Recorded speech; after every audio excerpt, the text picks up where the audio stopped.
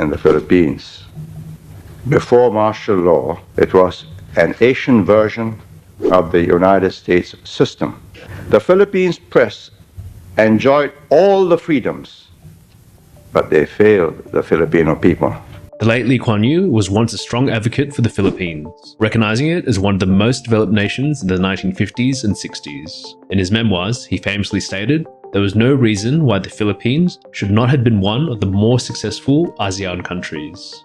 In the 1950s, economic development in the Philippines was better than that in Korea, comparable to that in Taiwan, and was at the lower end of the same bracket as Japan. However, after decades of observation, he would become critical of various aspects of the Philippines, including its US-style political system, pervasive corruption, and media, warning all the way back in 1992 that if they didn't put their act together, they would be surpassed economically by their neighbors.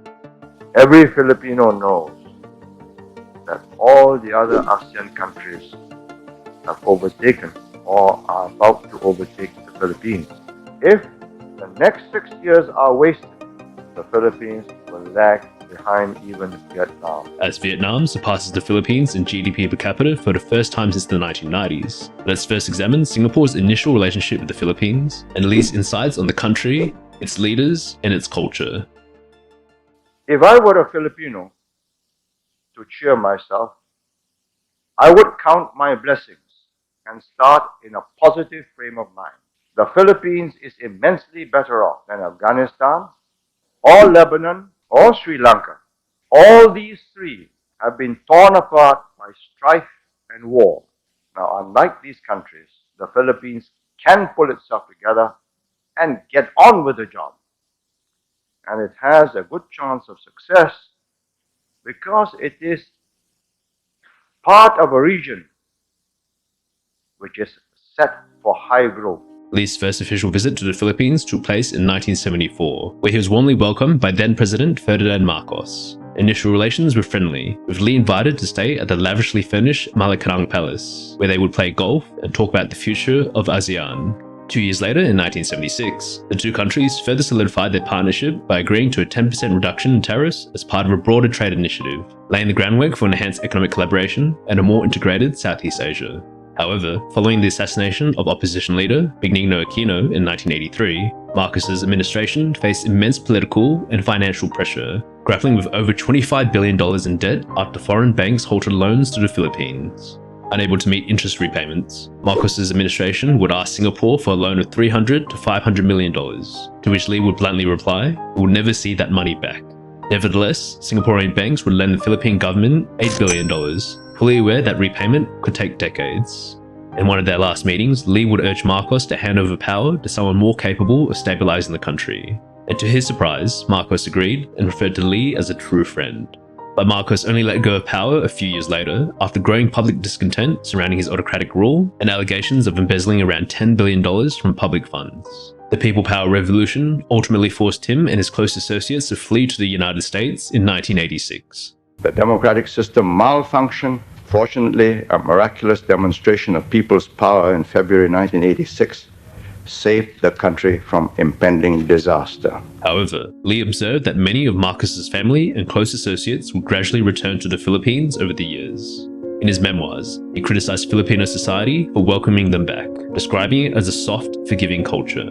Only in the Philippines could a leader like Ferdinand Marcos, who pillaged his country for over 20 years, still be considered for a national burial.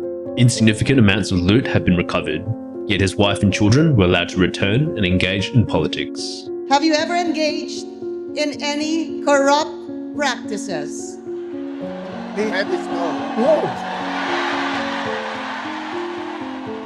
Not long after, Lee met Marcos's successor, Corazon Aquino, the first female president of the Philippines and widow of the assassinated Benigno Aquino. In a notable departure from tradition, where newly elected presidents typically make their first overseas visit to Washington, Aquino chose to visit Indonesia and Singapore instead, underscoring her commitment to strengthening ties in the region. Lee had high hopes that she would lead the Philippines to success, describing her as a sincere, devout Catholic who wanted to do her best for her country. Convinced of her potential, Lee successfully convinced the US administration in 1988 to initiate a foreign aid program that resulted in over $10 billion in pledges from various countries by 1991, all aimed at helping the Philippines get back on track. However, ongoing political instability deterred donors and delayed planned projects. With more than a dozen coup attempts since the overthrow of the Marcos government, Lee observed a critical absence of cohesion within Philippine society, stating that something was missing, a gel to hold society together. He would highlight the severe inequality that characterized the nation, describing it as divided into two distinct societies: the elite mixed-race mestizos living in luxury, and the impoverished peasants, whom they cared little about. In his memoirs, Lee also expressed profound concern about the brain drain affecting the Philippines during this period, stating that something had gone seriously wrong. Millions of Filipino men and women had to leave their country for jobs abroad beneath their level of education. Filipino professionals, whom we recruited to work in Singapore, are as good as our own. Indeed, the architects, artists, and musicians are more artistic and creative than Singaporeans.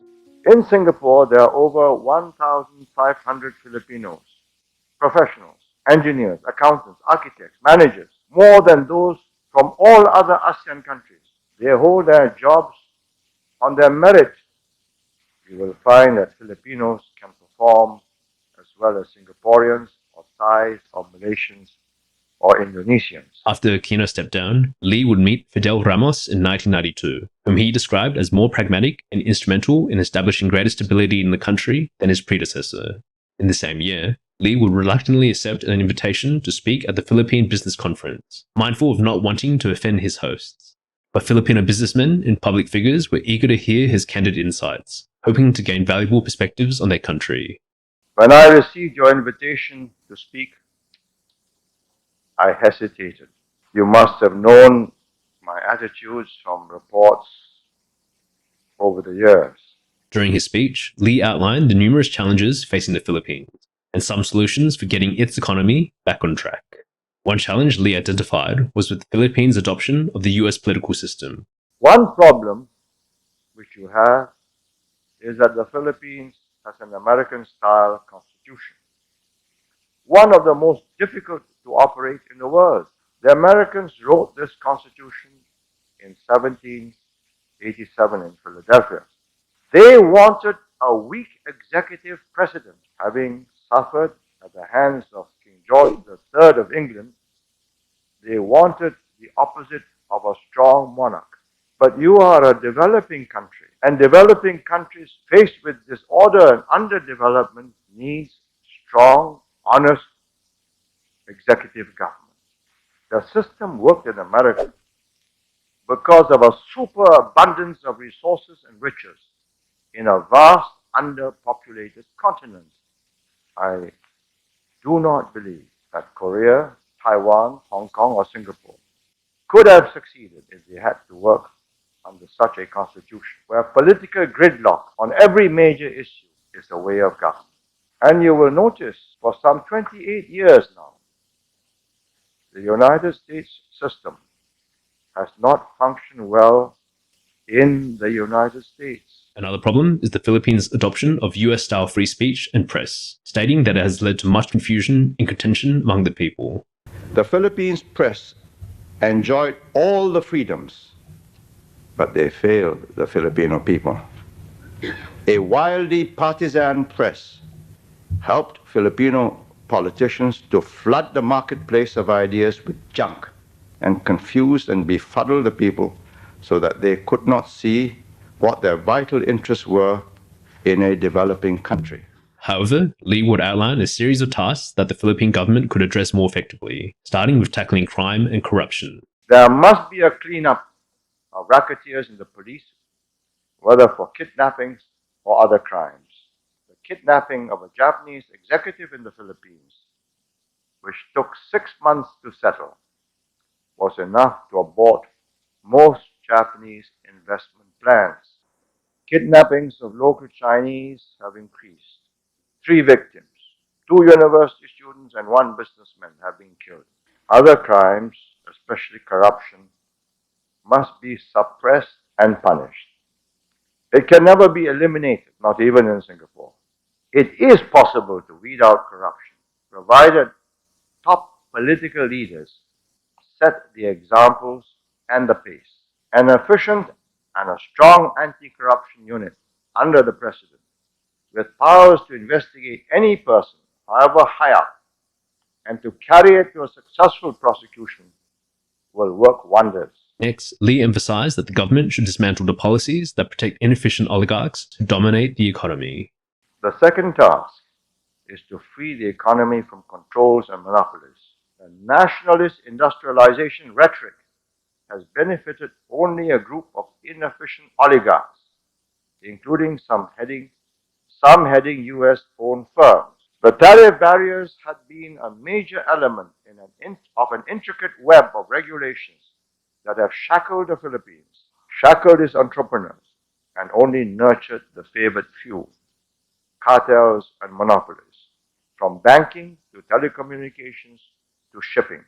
If you stick to your old policies because vested interests are too strong, too powerful to overturn, then Filipinos will lag further and further behind her ASEAN neighbors. Lift restrictions on trade and investment, dismantle the web of measures which keep out foreign companies, and make Philippine companies compete to survive, not thrive at the expense of the ordinary Filipino. The next task will be getting Filipinos to take politics more seriously, calling on the press to educate the masses.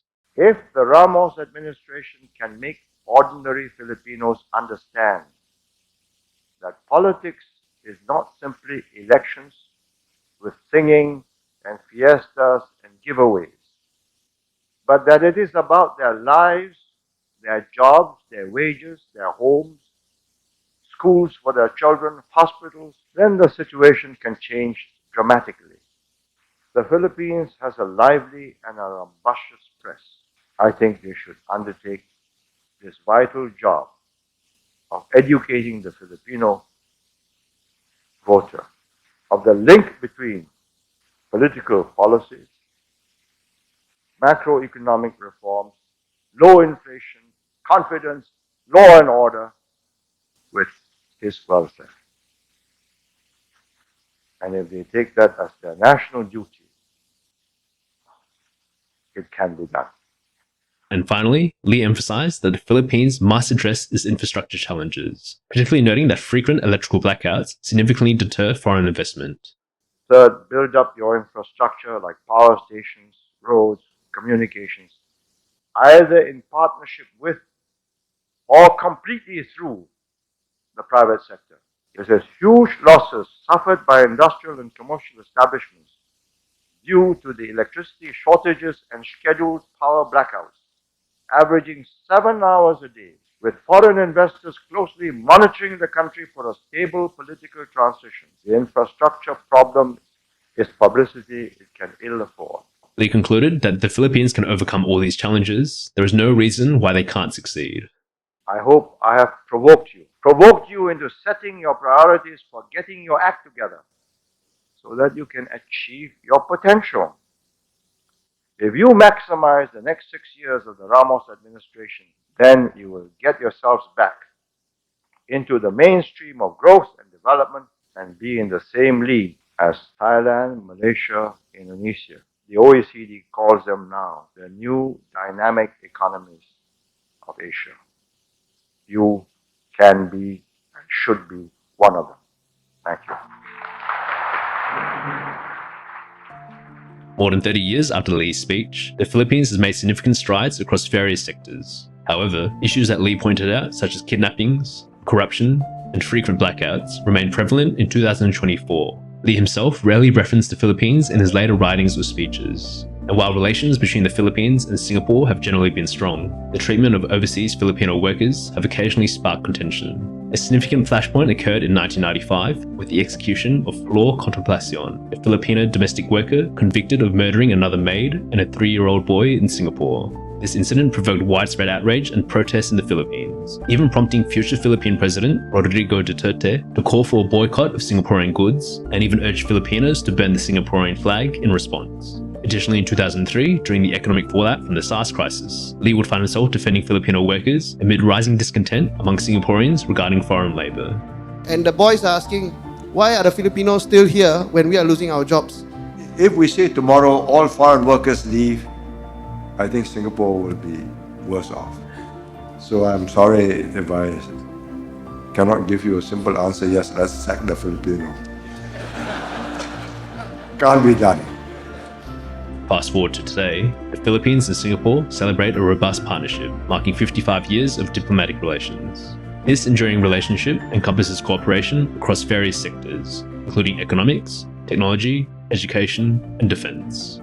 With a young, English-speaking population, Lee recognized the Philippines' immense potential, and today, Singapore continues this trend as one of the Philippines' largest investors and trade partners, with the ambitious New Clark City development catching the eyes of various Singaporean firms, eager to capitalize on the country's growth.